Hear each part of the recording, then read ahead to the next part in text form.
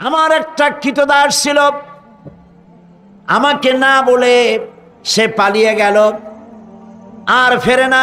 বছরের পর বছর চলে যায়। আমি তার পাওনা বেতন দিয়ে বকরি কিনেছিলাম। বকরিগুলির বাচ্চা হইল, মাঠ ভরে গেল। অনেক বছর পর ওই কৃতদাস যখন আমার কাছে ফিরে এলো, আমি তাকে বললাম, আল্লাহর বান্দা, এই মাঠ ভরা যত ছাগল দেখতে পাও সব তোমার নিয়ে বাড়ি চলে যাও। সে বলল, মালিক, আপনি কি আমার সাথে তামসা করছেন? আমি তো না বলে গেছি আপনার কাছে, পালিয়ে গেছি, আমার তো শাস্তি হওয়া উচিত, আর আপনি আমাকে তামসা করতেছেন। না, তামসা না, তোমার বেতনের টাকা দিয়ে আমি এগুলি কিনেছিলাম, ওগুলোতে বংশ বাড়তে বাড়তে এগুলি হয়ে গেছে, এত হয়ে গেছে, কাজে এটা তোমার, আমি তোমাদেরকে এটা দিয়ে দিলাম, তুমি নিয়ে যাও। লোকটি বলল,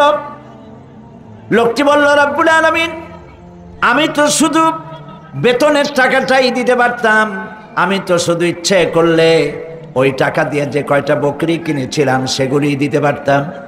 আমি তা না করে তার বেতনের টাকার সবগুলি টাকা দিয়ে যত ছাগল হলো, বকরি হলো, সব দিয়ে দিলাম। এই কাজটা যদি আল্লাহ তোমারে ভয় করে করে থাকে, মেহেরবানি করে এই পাথরটা সরাইয়া দাও।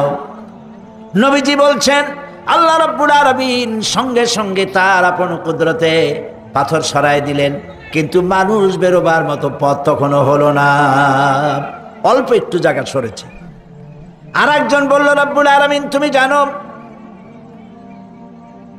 আমি এক সুন্দরী যুবতী নারীর প্রতি আকৃষ্ট হলাম, তাকে আমি কুপ্রস্তাব দিলাম, কোন ক্রমে রাজি করতে পারি নাই, বহু টাকার বিনিময় আমি যখন তাকে রাজি করেছি, আর নির্জন জায়গায় যখন আমি তাকে উপভোগ করতে যেতেছি, তখন ওই যুবতী মেয়ে আমাকে বলল, আল্লাহর বান্দা, তুমি আল্লাহরে ভয় করো, দুনিয়ার কেউ দেখতেছে না, আল্লাহ দেখতেছে, আল্লাহরে ভয় করো।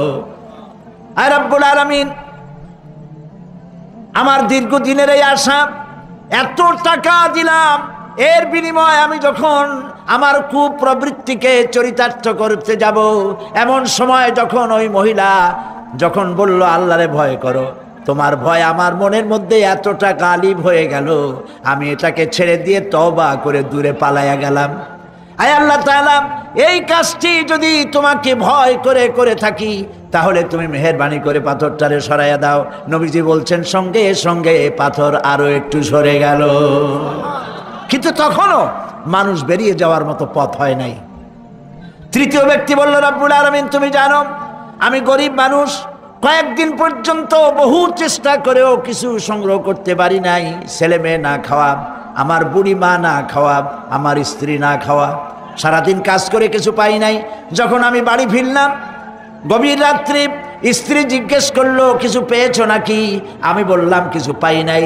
স্ত্রী তখন আমাকে বলল, আমার যে বকরি ছিল, ওই বকরি দহন করে সামান্য একটু দুধ, 1 গ্লাস দুধ গরম করে রেখেছি, তোমার মায়েরে দেই নাই, বাচ্চাদের দেই নাই, আমি নিজে খাই নাই, তুমি কষ্ট করেছো, তুমি খাও। লোকটি বলল, রব্বুল আলামিন, আমার ওই দুধের গ্লাস হাতে নিয়ে স্ত্রীর ক্ষুধার্ত চেহারা দেখে আমার মনের মধ্যে মায়া ঠিকই হলো, কিন্তু দুধ আমি তারে দিলাম না। আমার কলিজার টুকরা সন্তানগুলির দিকে ক্ষুধাকৃষ্ট চক্ষু কুটরাগত ক্ষুধার জ্বালায় অস্থির বাচ্চাগুলি, তাদের দিকে তাকালাম, বেদনায় কলিজা ভরে উঠল, দুধ আমি তাদেরও দিলাম না। এবার চলে গেলাম আমার মায়ের রুমে, যে দেখলাম আমার বুড়ি বাপ 2-3 দিন অনাহারে, মা আমার ক্ষুধায় পড়ে আছেন বিছানায়। আমি আমার সন্তানের দিকে তাকালাম, আমার স্ত্রীর দিকে তাকালাম, নিজেরও পেট, আমার পেটেও দারুণ ক্ষুধা, কাউকে দুধ দিলাম না। আমার মায়েরে ঘুমের থেকে জাগাইয়া পাশে বসাইয়া সবটুকুন দুধ আমার মায়েরে খাওয়াইয়া দিয়েছিলাম। রব্বুল আলামিন, এই কাজটি যদি আমি তোমাকে ভয় করি করে থাকি, রব্বুল আলামিন, তাহলে মেহেরবানি করে পাথরটা সরাই দাও। আমার নবীজি বলছেন, সঙ্গে সঙ্গে পাথরটি গুহা মুখ থেকে সরে গেল। রব্বুল আলামিন, এবার কান্দি এই জন্যে, তুমি যখন দয়া করে একটিবার জান্নাতের মাঝখানে এনে আমাকে দাঁড় করায় দিয়েছো, তুমি রহমান রহিম গফুরুর রহিম, এই জান্নাত থেকে আবার আর বাইর করে দিও না। আল্লাহ রাব্বুল আলামিন বলবেন, ও আমার বান্দারে, আমার এই জান্নাত তোর খুব পছন্দ হয়েছে নাকি? লোকটি বলবে, রব্বুল আলামিন কলিজা ঠান্ডা হয়ে গেছে, ভাবতেও পারি না এই জান্নাত এত সুন্দর। আল্লাহ পাক বলবেন, বান্দারে এরকম একটি নয়, দুইটা নয়, তোর জন্য আমি 10টা জান্নাত এইরকম রিজার্ভ করে রাখছি। সুবহানাল্লাহ। আল্লাহ পাককে ভয় করে পৃথিবীর সমস্ত পাপ থেকে যারা নিজেকে রক্ষা করবে, আল্লাহ তাদের জন্য এই জান্নাত রেখে দিয়েছেন। সুবহানাল্লাহ। সেই জান্নাতের রিসিপশন আপনারা আন্দাজ করতে পারবেন না। রিসিপশন কারে কয়? কি এর প্রধানমন্ত্রী আর প্রেসিডেন্ট, 4-5টা পুলিশ আর আর্মি এসে একটা ফট করে সেলুট মারলো, বাস শেষ হয়ে গেল, এরকম না। জান্নাতীদেরকে রিসিপশন দেওয়া হবে।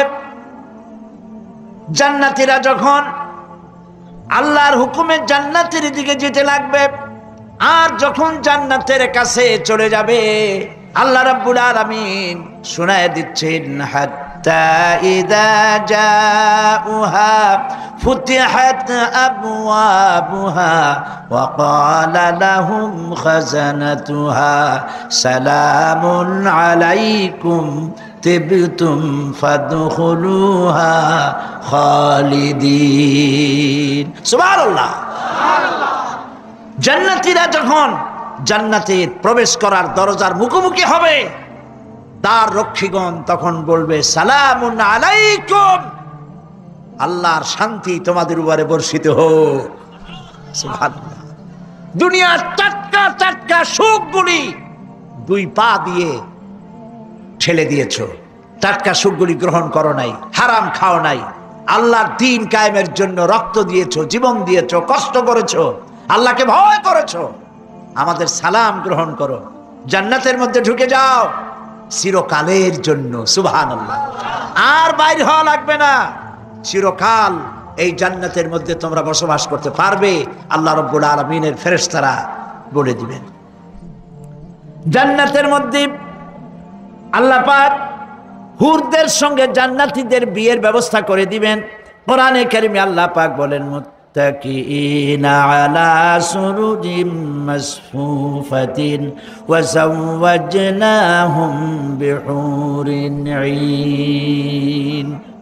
সামনাসামনি ভাবে সাজানো সারি সারি আসন সমূহের উপর তারা ঠেস লাগায় বসে থাকবে, আর আল্লাহ রাব্বুল আলামিন হুরদের সাথে জান্নাতীদের বিয়ের ব্যবস্থা করে দিবেন। যেসব হুরের সঙ্গে বিয়ে হবে তাদের আল্লাহ পাক বিবরণ দিচ্ছেন কি রকম হবে তারা। লাম ইয়াতমিসহুন্না ইনসুন ওয়ালা জান। এর পূর্বে জিন এবং ইনসান এদেরকে কেউ স্পর্শ করে নাই। কি রকম তারা? কাআন্নাহুন্নাল ইয়াকুতু ওয়াল মারজান। যেমন ঝিনুকের ভিতরে মণিমুক্তা থাকে, এইভাবে আল্লাহ পাক তাদেরকে পবিত্র করে রেখে দিয়েছেন। আমার প্রিয় ভাইরা, আল্লাহ রাব্বুল আলামিন কোরআনে কারীমের ভিতরে বলেছেন, ফাবিআইয়ি আলা'i রাব্বিকুমা তুকাযযিবান। জান্নাত দান করে আল্লাহ পাক এবার জান্নাতীদেরকে সম্বোধন করে বলবেন, ইয়া ইবাদি লা খাউফুন আলাইকুমুল ইয়াওমা ওয়ালা আনতুম তাহজানুন। হে আমার বান্দারা, লা খাউফুন আলাইকুমুল ইয়াওম, আজ আর কোনো ভয় নাই। সুবহানাল্লাহ, সুবহানাল্লাহ। আজ আর কোনো ভয় নাই, কোনো চিন্তাও নাই, আরামে এই জান্নাতের মধ্যে বসবাস করো। এরপরে আল্লাহ পাক জিজ্ঞেস করবেন, ও আমার জান্নাতীরা, আমি যেসব ওয়াদা করছিলাম আমার ওয়াদা মোতাবেক সমস্ত নিয়ামত পেয়েছো? তারা বলবে, হ্যাঁ পেয়েছি, সব নিয়ামত আপনার ওয়াদা মোতাবেক সব পেয়েছি। আল্লাহ রাব্বুল আলামিন বলবেন, সব পাও নাই, ওয়ালাদাইনা মাজিদ, আমার কাছে আরো বেশি আছে। সুবহানাল্লাহ, আমার কাছে আরো বেশি আছে। জান্নাতীরা বুঝবে না সে আরো বেশিটা কি, এর থেকে আর বেশি কি। প্রিয় ভাই সব, নবী করিম সাল্লাল্লাহু আলাইহি সাল্লাম বলেছেন, জান্নাতের সুখ আর শান্তি কোন চোখ নাই যা দেখেছে, যা কোন অন্তঃকরণ। কানু আফদালু হাদিহিল উম্মাহ, তারা হচ্ছে এই উম্মতের শ্রেষ্ঠ সন্তান। আমার দেশে আসে না যারা, যে সরকার যখন আসে তারা আইসা এক দলে বলে এরাই হলো দেশের জাতির শ্রেষ্ঠ সন্তান। না, শ্রেষ্ঠ সন্তান তোমরা সার্টিফিকেট দিলে হবে না। এই বিশ্বের শ্রেষ্ঠ সন্তান আল্লাহর নবীরা, আর তারপরে সাহাবায়ে কেরাম রিদওয়ানুল্লাহি তাআলা আলাইহিম আজমাইন। আবাররাহা কুলুবান, তাদের কলবকে আল্লাহ পাক পবিত্র করেছেন। ওয়া আমাকাহা ইলমান, আর তাদেরকে গভীর ইলম দান করেছেন। ওয়া কাল্লাহা তাকাল্লুফান, আর সমস্ত রকমের বক্রতা থেকে তাদের কলিজাকে আল্লাহ পাক মুক্ত করে দিয়েছেন। ইখতারাহুমুল্লাহু লিসুহবাতি নবিয়্যিহি ওয়া লিইকামাতি দীনিহি, আল্লাহ পাক এই সব লোকদের, কাদের? সাহাবীদের, এই সব লোকদেরকে আল্লাহ বাছাই করেছিলেন মুহাম্মদ রাসূলুল্লাহ সাল্লাল্লাহু আলাইহি সাল্লামের সাহাবী হওয়ার জন্য। বাছাই করছে কে? আল্লাহ পাক নিজে বাছাই করেছেন রাসূলের সাহাবী হওয়ার জন্য। কি জন্য? লিইকামাতি দীনিহি, আল্লাহ পাকের দ্বীন প্রতিষ্ঠার জন্য। সেই জন্য প্রিয় ভাই সব, কিয়ামতের দিন সুপারিশ কেউ কিন্তু করতে পারবে না। সুপারিশ করতে পারবেন কেবলমাত্র কে? বলেন সবাই, আল্লাহ সুবহানাহু ওয়া তাআলা যাকে পারমিশন দিবেন তিনিই কেবল করতে পারবেন, আর কেউ সুপারিশ করতে পারবে না। সেই জন্য মনের থেকে, কলিজা থেকে সমস্ত কথা উঠায় ফেলে ঈমান পোক্তা করুন। সেদিন কথা বলবার মতো ক্ষমতা আল্লাহর সামনে কারো হবে না।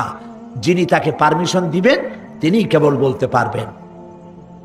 কিয়ামতের হায়বাত এবং জালাল, ফেরেশতাদের আনাগোনা, জাহান্নামের গর্জন, মানুষের কলিজা গলার কাছে চলে আসবে। গর্ভবতী নারীর গর্ভ খসে পড়বে।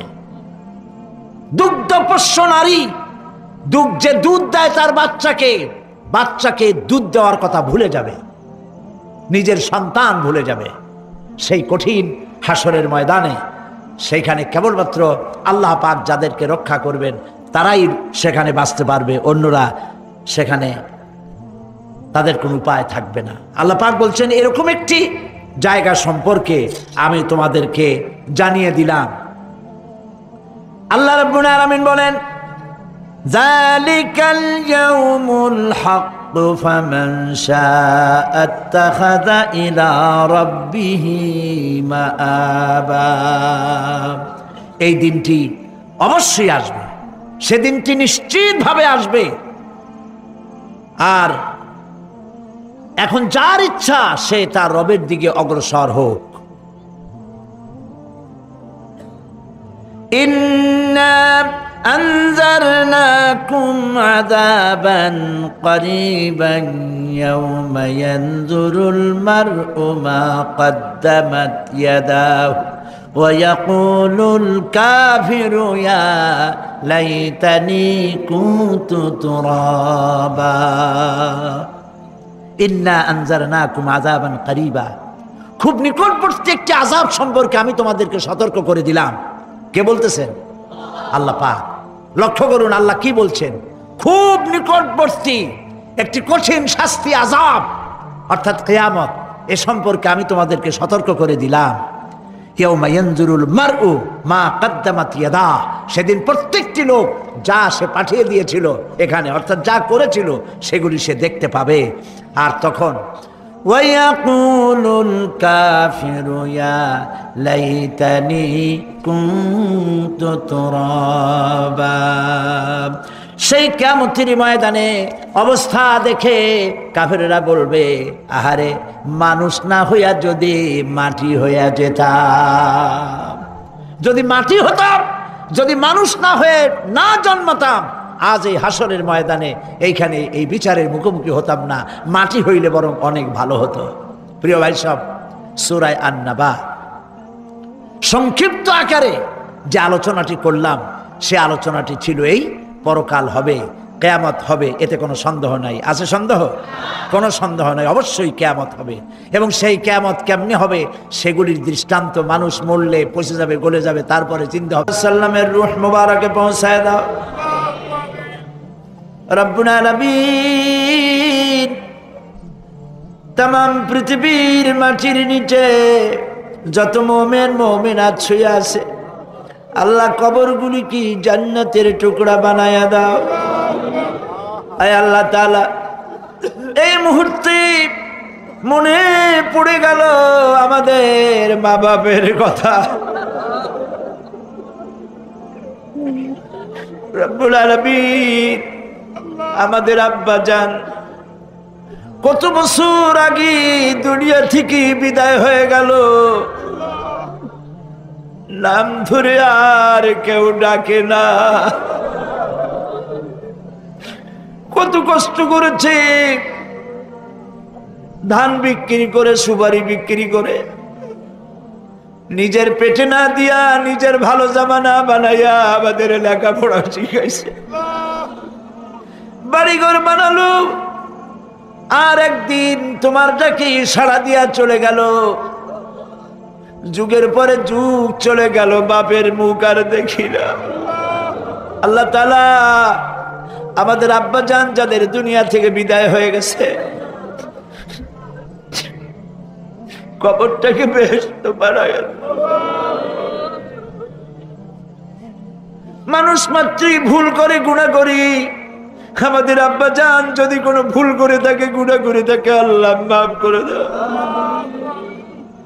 রব্বুল আলামিন এবার দোয়া করি আমাদের জনম দুঃখিনী গর্ভধারিণী মা,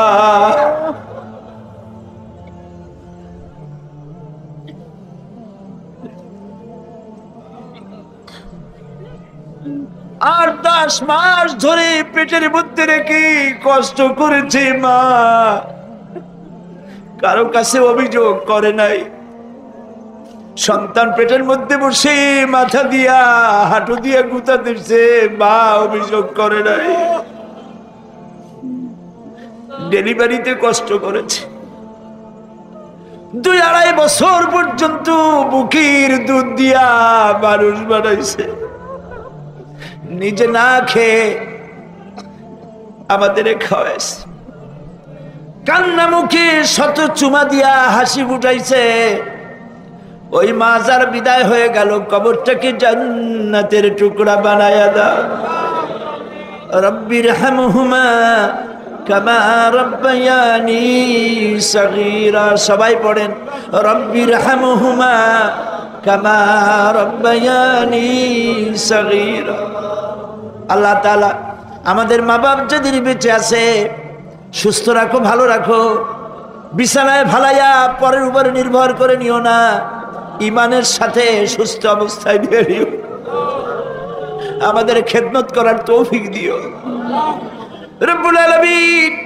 দাদা দাদি, নানা নানি যাদের মারা গেল মাফ করে দিও। আয় আল্লাহ তাআলা, মানুষ যদি আমেরিকায় যায়, ইউরোপে যায়,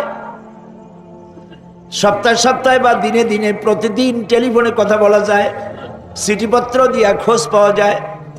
আমাদের মা বাপ, আত্মীয় স্বজন যুগের পর যুগ কবরের মধ্যে শুয়ে আছি, কোনো খবর জানি না।